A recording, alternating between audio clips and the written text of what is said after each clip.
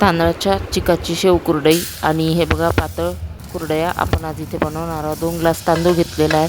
4 तास चांगला मी भिजत घातलेला आहे। आधी 4 पाण्याने स्वच्छ धुवायचा, मग भिजत घातला, संध्याकाळी भिजत घातला, रात्री छान बारीक याची पेस्ट केली। हे बघा 1 ग्लासमध्ये मी पातळ पापड करणार आहे आणि 1 ग्लासमध्ये शेव कुरडई करणार आहे। भरपूर होतात।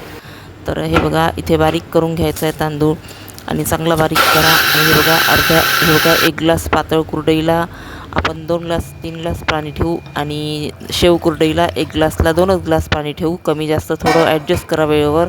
मीठ टाका, पाहिजे असेल तर खसखस, तीळ आणि कोणाला आवडत असेल ओवा आणि जिरं सर्व टाका चवीसाठी। आणि हे बघा नंतर मग मिश्रण शिजलं दोन्ही मी तुम्हाला दाखवत आहे। मी शेव कुरडया पिळलेल्या आहे। व्हिडिओ आवडला तर like, comment, share, channel subscribe करा आणि कुरडया झाल्यानंतर वाळवून घ्या आणि पिळा आणि तळून फ्राय करा, खायला घ्या।